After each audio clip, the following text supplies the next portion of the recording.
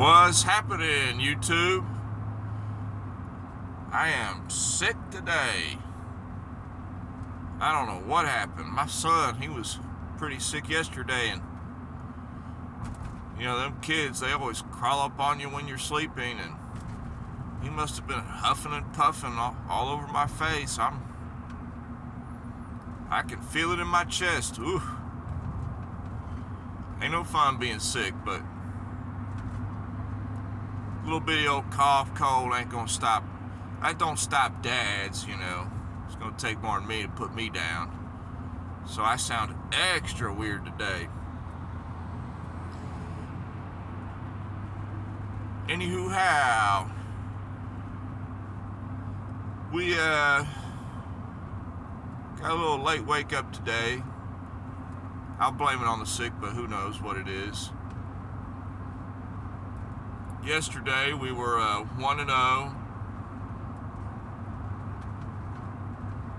Last night I thought I could get on a little short swing.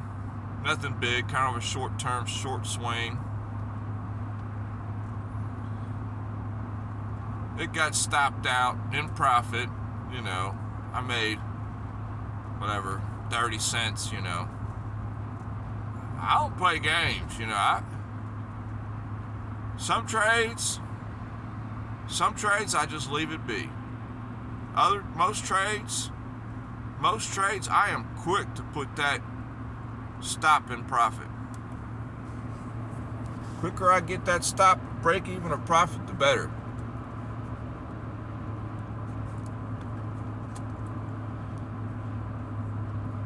Half the game is to not lose, you know, more than it is to win.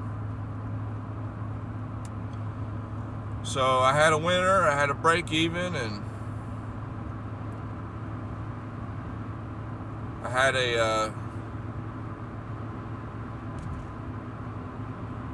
another winner. It was $5.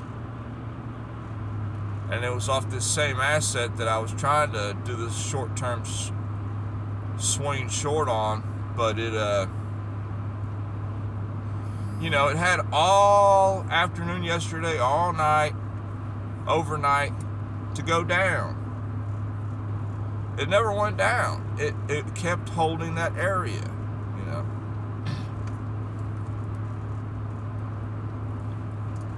And that tells me that A, it's trying to get some people to buy so it can dump on them, or B, it's just taking a little break before the next leg up. And sure enough, this morning, it took another little leg up, and I was on the long side, you know. I won't even say it took a leg up. It took a half a step up. I mean, it just barely went up a little bit to make a slightly higher high locally. And we'll see how it goes. Being I'm not feeling too well today, I probably won't be taking anything else today. But we'll play it soft, you know. But one thing I'll touch on, this video will be real short today, but one thing I'll touch on is, you know, moving averages. Everybody watches moving averages. You know, a lot of traders out there, they're watching all these different moving averages and exponential moving averages, and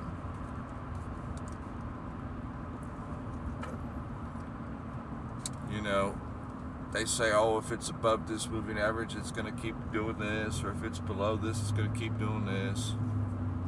And time and time again, I always see, you know, moving averages, they only be respected for a little bit, and then it's time to start violating them, you know.